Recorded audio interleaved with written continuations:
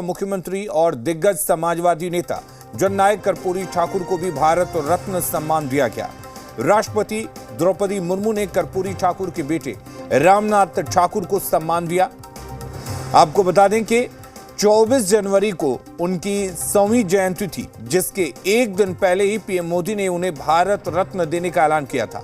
वहीं इस कार्यक्रम में CM Nitish Kumar, deputy CM सम्राट चौधरी, विजय सिन्हा, अश्विनी चौबे समेत कई दिग्गज नेता शामिल हुए।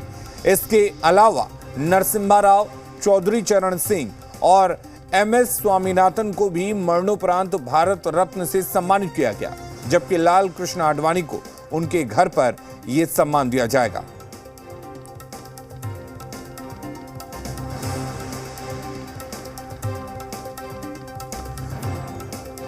तो कर्पूरी ठाकुर को मरणोपरांत भारत रत्न सम्मान से नवाजा गया। आपको बता दें, जब उनकी 100वीं जयंती थी, उसके ठीक एक दिन पहले प्रधानमंत्री नरेंद्र मोदी ने इस बात की घोषणा की थी कि कर्पूरी ठाकुर ने जिस तरह से समाज के लिए काम किया, समाज के लिए बलिदान किया और समाज के लोगों को, खासकर पिछड़े समाज के लोगों को एक नई दिशा दी, उस तमाम चीजों को देखते हुए उनको भारत रत्न दिया जाएगा। आपको बता दें कि उनके बेटे रामनाथ ठाकुर ने इस सम्मान को लिया। हमारे साथ स्वप्निल सोनल जुड़े हुए हैं, रेजिडेंट एडिटर जी बिहार के। स्वप्निल, एक बड़ा सम्मान और कहा जाता है भारत का सर्वोच्च सम्मान है, लेकिन कर्पूरी ठाकुर को जिस तरह से प्रधानमंत्री नरेंद्र मोदी ने इस सम्मान को देने की घोषणा की थी, उसके बाद अब उन्हें मरणोपरांत ये सम्मान दिया गया। कितना बड़ा सम्मान और कितना सम्मान ये है उन पिछड़े लोगों के लिए जिनके लिए कर्पूरी जी ने काम किया था। बिल्कुल, देखिए, देश का सबसे बड़ा सम्मान है। भारत रत्न का मतलब देश का रत्न होना होता है। तो ऐसी स्थिति में देश के रत्न के तौर पर कर्पूरी ठाकुर को सम्मान मिलना, स्वर्गीय कर्पूरी ठाकुर को सम्मान मिलना, कहीं ना कहीं ये बताता है कि किस तर्ज पे जो पिछड़ा समाज है, जो समाज अंतिम पायदान पे बैठा है, उसको एक तरह से अपलिफ्टमेंट का काम कर्पूरी ठाकुर करते थे।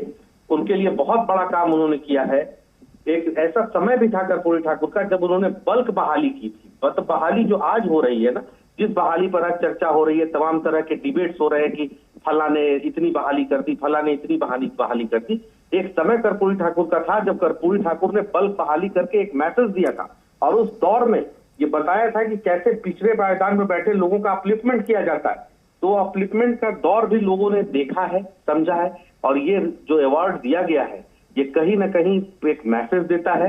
ये अवार्ड की मांग लंबे समय से होती रही है। देखिए, इस अवार्ड को दिए जाने की मांग अलग अलग लोग अपने अपने स्तर से बिहार के अंदर, देश के अलग अलग हिस्सों में करते रहे हैं, क्योंकि कर्पूरी केवल बिहार के मैप पे, अगर मैप देखा जाए इंडिया का मैप, तो केवल बिहार के चौहद्दी में बंधे हुए व्यक्ति नहीं थे। कर्पूरी ठाकुर पूरे देश में एक सर्वमान्य नेता के तौर पर उस दौर में काम करने वाले व्यक्ति हुआ करते थे। तो ऐसी स्थिति में उनको भारत रत्न मिलना ये बताता है कि कहीं ना कहीं उस समाज को भी सम्मान दिया जा रहा है, जिस समाज को कर्पूरी आगे लाना चाहते थे, कर्पूरी ठाकुर जिसके लिए काम करते थे बहुत बड़े पैमाने पर। तो ये बहुत बड़ा सम्मान है और ये बहुत बड़ा दिन है। जो तस्वीरें हम लाइव तस्वीरें दिखा भी रहे हैं कि कैसे उनके बेटे और उनके रिलेटिव्स जो हैं वो वहां पहुंचे हैं और ये अवार्ड रिसीव कर रहे हैं। ये तस्वीरें हम लगातार अपने दर्शकों को दिखा भी रहे हैं। उनके साथ अलग अलग लोग हैं जो अलग अलग सेक्टर में जिन्होंने काम किया, उनको भी अवार्ड दिया जा रहा है। तो ये बेहद महत्वपूर्ण फैसला था, बेहद ग्राउंड से जुड़ा फैसला। बिल्कुल स्वप्निल, बहुत महत्वपूर्ण फैसला था और कर्पूरी ठाकुर को ये भारत रत्न देने की मांग हर राजनीतिक पार्टी अपने स्तर पर करती थी, लेकिन अब जाकर कर्पूरी ठाकुर को वो सम्मान मिला जिसके वो हकदार थे। तो कुल मिलाकर अब इस पर जो सियासत होती रही उस पर भी विराम लग गया और कौन जो बेहतर काम करता है समाज में उसको सम्मान देता है, ये भी साफ हो गया। बिल्कुल, देखिए, सम्मान जो मिला है उसकी मांग मैं पहले भी कह रहा था आपसे, की मांग उसकी लंबे समय से होती रही है। नीतीश कुमार हो और भी दल के लोग हो, सभी मांग करते रहे और मांग करने के बाद केंद्र सरकार ने कहीं ना कहीं इसको गंभीरता से लिया, समझा, वर्तमान परिदृश्य को समझा, उनके योगदानों को समझा और उनके योगदान को समझ के ये देश का सर्वोच्च रत्न अवार्ड, जिसको भारत रत्न अवार्ड कहा जाता है, ये दिया जा रहा है। उनके तमाम रिलेटिव्स पहुंचे हैं और बिहार से भी इस कार्यक्रम में शामिल होने के लिए बिहार के मुख्यमंत्री, दोनों उप मुख्यमंत्री सम्राट चौधरी और विजय सिन्हा, सीनियर मिनिस्टर है डॉक्टर प्रेम कुमार, ये तमाम लोग दिल्ली चले गए हैं उस पल का गवाह बनने के लिए, क्योंकि ये एक ऐसा क्षण है जिसका गवाह बिहार के तो लोग बनना ही चाहते हैं, देश के लोग भी बनना चाहते हैं। तो ये बड़ा महत्वपूर्ण क्षण है। विशेष तौर पर बिहार की बात करूं तो बिहार के लिए गौरव का क्षण है। स्वर्गीय कर्पूरी ठाकुर को ये अवार्ड मिलना, कहीं ना कहीं फिर मैं कोट कर रहा हूं इस बात को, दोबारा कोट कर रहा हूं इस बात को, कि उस वर्ग को एक तरह से विशेष सम्मान मिलना है जिसके लिए कर्पूरी आजीवन लड़ते रहे, कर्पूरी आजीवन काम करते रहे, कर्पूरी पूरे ताउम्र कोशिश में रहे कि कैसे तमाम लोगों को मुख्य धारा में लाया जाए। जो पिछड़े पायदान में बैठे हैं, तो उन तमाम लोगों को कहीं ना कहीं सम्मान इस अवार्ड से मिलता है। स्वप्निल, पिछड़ा समाज कर्पूरी ठाकुर को जो लोग अपना आदर्श मानते हैं, और कुल मिलाकर ये कहें कि पूरे बिहार के लिए ये कितना गौरवान्वित करने वाला पल है। बिल्कुल, बिहार के लिए बहुत गौरवान्वित करने वाला पल है ये हर बिहारी को कहीं ना कहीं गौरवान्वित करता है। देखिए, इसको केवल हम इस ऑरा में नहीं देख सकते। अगर इस ऑरा में हम लोग इसका एनालिसिस करें या विश्लेषण करें तो शायद ये मतलब छोटी बात करके दिखाने वाली बात हो जाएगी कि कर्पूरी केवल पिछड़ा, अति पिछड़ा समाज के नेता नहीं थे। कर्पूरी ठाकुर ने तमाम वर्गों के लिए काम किया और विशेष तौर पर कर्पूरी ने पिछड़े समाज के अपलिफ्टमेंट के लिए काम किया। तो जो हर प्रत्येक समाज था, एक दौर था, एक छोटा सा एक वाक्य बताता हूँ, एक दौर था जो हम लोग पढ़ते हैं और तमाम लोग दर्शक हमारे जो यूथ है वो पढ़ेंगे ही, वो उस पल के गवाह नहीं थे, लेकिन लिटरेचर में तमाम चीजें हैं कि जो बहाली की मैं चर्चा कर रहा था कुछ देर पहले कि बहालियां बल्क की थी। हुआ क्या था कि एक बार वैकेंसी बहुत सारी निकली और उस वैकेंसी को हो ये रहा था कि अलग अलग स्टेजेस पे बहाली करने में उसमें समस्या आ रही थी। तो कर्पूरी ठाकुर ने सीधे तौर पर यह सलाह दिया कि आप तमाम हर्डल्स को क्लियर करो और बल्क बहाली, जिस बल्क बहाली की चर्चा आज होती है कि फला व्यक्ति और फला लोगों ने, तमाम लोग क्रेडिट ले रहे हैं कि फला व्यक्ति ने बल्क बहाली कर दी, आज के डेट में इतने शिक्षक हो गए, इतने डॉक्टर्स हो गए। तो ये आज से बहुत पहले कर्पूरी ने इसकी सलाह दी थी और करवाया था बकायदा।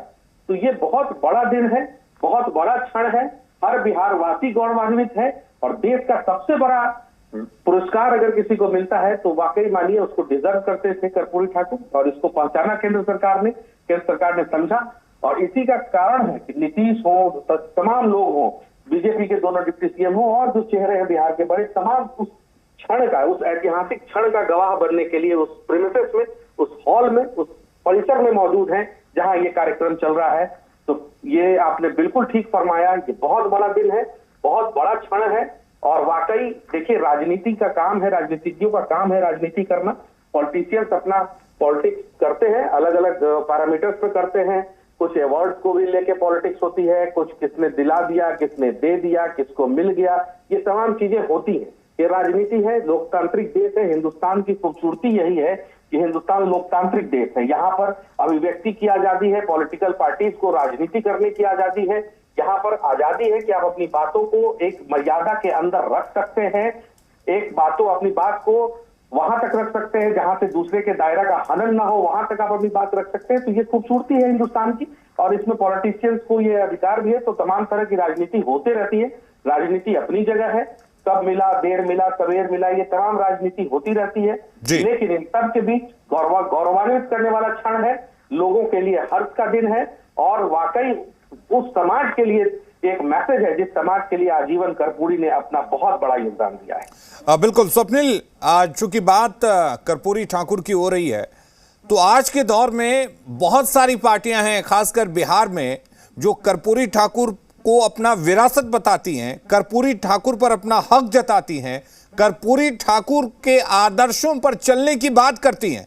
लेकिन आपको क्या लगता है, क्या जिस तरह की राजनीति कर्पूरी ठाकुर करते थे, जिस तरह से विकास वो पिछड़ों का करना चाहते थे, वो आज के दौर के भी राजनीतिक कर रहे हैं? वो आज के दौर के भी राजनीतिक जो कर्पूरी के आदर्शों की बात करते हैं, क्या वाकई उनके आदर्शों पर चल रहे हैं? क्या वाकई उनकी राजनीति जिस तरह की होती थी वो कर रहे हैं? देखिए, ये आदर्श की बात तमाम राजनीतिक घरों के लोग करते हैं। इसमें तमाम लोगों को फ्रीडम है, जैसा मैं कह रहा था कि फ्रीडम है, लोग करते हैं। लेकिन बड़ी बात यह है कि आपने बिल्कुल, फिर से मैं कह रहा हूं, आपका दूसरा सवाल बिल्कुल सारगर्भित है कि कर्पूरी ठाकुर के एरा में, कर्पूरी ठाकुर के कार्यकाल में कई सारे बिहार के पॉलिटिशियन निकल के आए। कई सारे बिहार के पॉलिटिशियन उस दौर की उपज हैं, और उस दौर की उपज जो है, जो उस समय यूथ थे, वो अभी ढलान की ओर है पॉलिटिक्स में, और बिहार की अलग अलग पार्टियों के सरबराह भी। तो ऐसी स्थिति में कहीं ना कहीं यकीन मानिए कि दावे जरूर वो तमाम लोग करते हैं, तमाम लोगों की बात कह रहा हूं मैं, जी। किसी एक को आइडेंटिफाई करके नहीं कह रहा, मैं तमाम लोगों को कह रहा हूं कि तमाम लोग जो हैं, जो कर्पूरी ठाकुर को खुद का असल विरासत देखने वाले बता रहे हैं, असल अनुयायी बता रहे हैं, उनको ये समझना चाहिए कि क्या वाकई कर्पूरी वो राजनीति करते थे, क्या कर्पूरी की भाषा क्या वाकई वैसी थी, क्या कर्पूरी वाकई इस जो आज परिदृश्य कहीं ना कहीं बनता दिखता है इधर से या उधर से, क्या कर्पूरी वाकई इस ढंग की राजनीतिक सुचिता को निभाते थे। तो देखिए, अपनी विरासत अपने नाम लिखवाने की कोशिश करना, अपने को खुद को विरासत का असल हकदार बताना, ये तमाम चीजें लिबर्टी में आती हैं, कर सकते हैं, लेकिन कर्पूरी ठाकुर के आदर्शों पे चलना आज के पॉलिटिशियन के लिए बहुत बड़ी चुनौती होगी, क्योंकि कर्पूरी ने आजीवन अपने भाषा को मर्यादित रखा, अपने शैली को मर्यादित रखा, अपने व्यवहार से एक माइलस्टोन सेट किया, अपने कार्यशैली से समाज के आखिरी पायदान पर बैठे व्यक्ति को आगे लाने का प्रयास किया। ये तमाम चीजों को अपने अंदर लाना होगा, तभी जेन्युइनली जो अनुयायी हैं, जो अपने आप को उस मूवमेंट की उपज बताते हैं कर्पूरी के एरा की, उनको वाकई उनके अनुयायी होने का हक मिले। चलिए, बने रहिए आप स्वप्निल हमारे साथ। इधर जेडीयू के मुख्य प्रवक्ता नीरज कुमार ने एक्स पोस्ट कर आरजेडी सुप्रीमो लालू